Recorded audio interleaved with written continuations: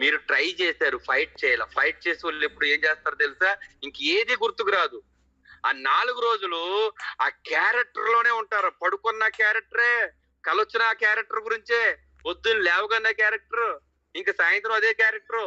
మీరు కంప్లీట్ చేసుకుని ఇంటికి వచ్చేస్తున్నప్పుడు కూడా ఏం క్యారెక్టర్, అసలు నేనేనా అని ఒక ఫీల్ అవ్వాలి. అది ఫైట్ చేయటం అంటే, క్యారెక్టర్ లో ఇన్వాల్వ్ అవటం అంటే. అలాంటి ఒక అద్భుతమైన క్యారెక్టర్, వెస్టేజ్ అనే క్యారెక్టర్ లోకి రాగలిగితే మీరు ఫుల్ టైం చేస్తున్నట్టు లెక్క. మీరు చేసేది గంట అయినా పర్వాలేదు, మీ జాబ్ కే పట్టరాదు. ఫుల్ టైం అంటే స్మాల్ టైం యాటిట్యూడ్ అంటే ఇది. ట్రై చేయొద్దు, ట్రై చేసే బిజినెస్ కాదు. డిసిషన్ తీసుకోండి. మీరు వెస్టేజ్ లో లేదా డైరెక్ట్ సెల్లింగ్ లో మన భవిష్యత్తు మార్చే ఒక అద్భుతమైన అవకాశం డైరెక్ట్ సెల్లింగ్ లో ఉంది అని మీరు విశ్వసించగలిగితే, ఇంతకన్నా నా జీవితాన్ని మార్చుకోవడానికి మంచి అద్భుతమైన అవకాశం రాదు అని ఎవరైతే అనుకుంటారో వాళ్ళే ఈ బిజినెస్ ని ఫైట్ చేసి ముందుకు తీసుకెళ్ళగలరు. ట్రై చేసిన వాళ్ళందరూ వెనక్కి వెళ్ళిపోయారు. 6 years ఎక్స్పీరియన్స్ తో చెప్తున్నాను. ఫైట్ చేసినోడే ముందుకు వెళ్ళాడు. తప్పే ఉందండి, పోరాడితే పోయేదేముందని శ్రీశ్రీ గారు రాశారు. పోదాం పోదాం పైకి అంటాడు. పోరాడితే పోయేదేముంది, బానిస సంఖ్యలు తప్ప. అలాగే మనకు కూడా ఎన్నో రకాల ఇబ్బందులు. నీడ్ ఆఫ్ మనీ, డబ్బు కావాలి, ఫైట్ చేయాలి డబ్బు కోసం. ట్రై చేయకూడదు. అదే బాలి సార్ చెప్తున్నారు. This is not a trying business, this is a fight business. Decision తీసుకునే business. That is small time attitude. సమయాలోచన చిన్నదిగా వద్దు. పొద్దున్న ఒక ఆయన చెప్తున్నాడు, మీటింగ్ కి వెళ్ళని పంపితే, నేను ట్రై చేస్తాను సార్ అంటున్నాడు. ట్రై చేస్తాడట. ట్రై చేస్తే డబ్బులు వస్తాయా? ఫైట్ చేస్తే వస్తాయి. ఎస్, చిరంజీవి మెగాస్టార్ అయ్యాడండి. ట్రై చేస్తే రాలా. ట్రైనింగ్కి వెళ్ళి ఎన్ని అడ్డంకులు వచ్చినా ఫైట్ చేస్తే మెగాస్టార్ అయ్యాడు. జగన్ సీఎం అయ్యాడు. ట్రై చేస్తే అవలా. ఆంధ్రప్రదేశ్ రాష్ట్ర ముఖ్యమంత్రి వైఎస్ జగన్మోహన్ రెడ్డి అని బోర్డు ముందుగానే రాయించుకుని పెట్టుకున్నాడు. That is fight. KCR Telangana రప్పించాడు. ట్రై చేస్తే రాలా. ఫైట్ చేశాడు. చనిపోటాకైనా రెడీ అనుకున్నాడు. ఫైట్ చేశాడు. గాంధీ గారు స్వతంత్ర సమరయోధుడు. స్వతంత్రం కోసం ఉప్పు సత్యాగ్రహం చేసి 42 రోజులు తిండి తిప్పలు లేకుండా చనిపోయినా పర్వాలేదు బ్రిటిష్ చేతిలోంచి నా దేశాన్ని రక్షించాలనుకుని ఫైట్ చేశాడు తప్ప ట్రై చేయలేదు. ఇలా చెప్పుకుంటూ పోతే ఎన్నెన్నో ఉన్నాయండి. ఎన్నెన్నో ఉన్నాయి. లక్ష్మీ పార్వతి చేతుల్లోకి మన తెలుగుదేశం పార్టీ వెళ్ళిపోతుంటే ట్రై చేయలేదు చంద్రబాబు నాయుడు గారు. ఫైట్ చేశాడు. ఫైట్ చేసి ఆ పక్కకి వెళ్లకుండా ఆపాడు. టుడే బతుకుందంటే కారణాలు ఎట్లాంటివే. ట్రై బిజినెస్ కాదు, ఫైట్ చేసే బిజినెస్. ఫైట్ చేయాలి. Note this point. Yes, that is small time attitude.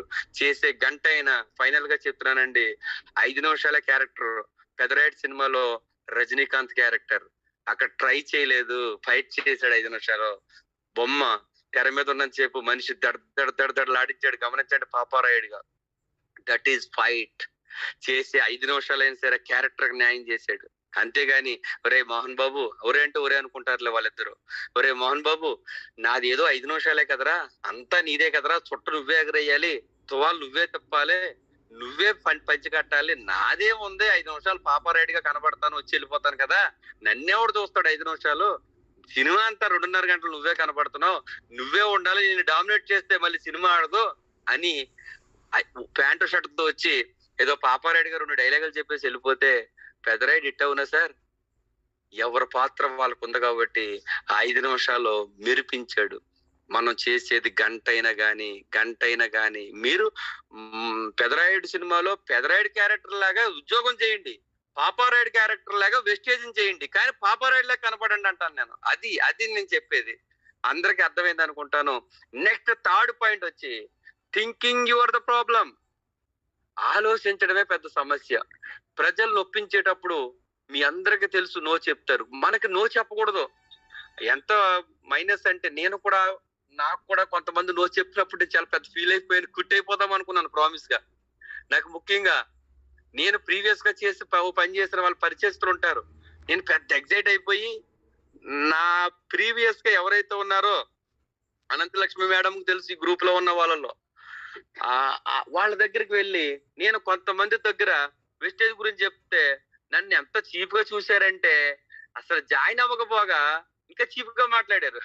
నేనేం చేశానంటే తెలుసా, అంత అవసరమా మనకి, ఐఎమ్ సారీ, ఒక వర్డ్ మాట్లాడతాకి నేను ఇష్టపడిన అయినా మాట్లాడుతున్నాను.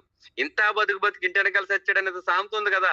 ఏంట్రా వీళ్ళందరి చేత నేను ఎంత శబాష్ అనిపించుకునేవాడిని గతంలో, ఇప్పుడు వీళ్ళందరూ నన్ను ఇలాగ తీసి పడేస్తున్నారేంట్రా ఉప్మాలో కరివేపాకు తీసినట్టు, ఇంక నేను ఎక్కడ సక్సెస్ అవుతాను అని ఒకానొక టైంలో, అంటే month of May are June లో నేను సీరియస్ గా 2016 జనవరిలో, ఫిబ్రవరి, మార్చి, ఏప్రిల్ బానే ఉందండి.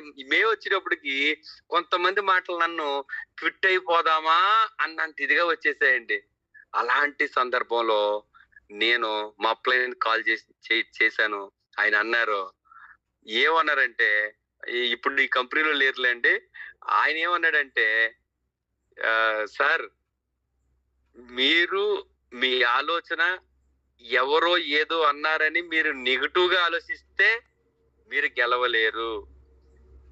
ప్రపంచం ఏదైనా మాట్లాడుతుంది.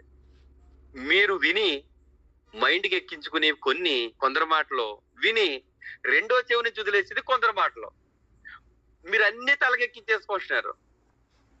మీరు మేధావి వర్గానికి చెందిన వారు అనుకున్నాను, మరి అలాగే అనుకోమంటారా అన్నారు. నాకు అర్థమైపోయింది సార్ అన్న. Okay, thank you so much అన్నాడు ఆయన. చూడండి, ఓ చెవితో వింటే ఈ చెవితో వదిలేయాలా లేకపోతే సబ్ కాన్షియస్ మైండ్ కి ఎక్కించుకోవాలనేది నిర్ణయించుకోవాలి అని చెప్పాడు. థింకింగ్ యువర్ ద ప్రాబ్లం, ఆలోచించే విధానం ఉండాలి అని చెప్పాడు ఆయన.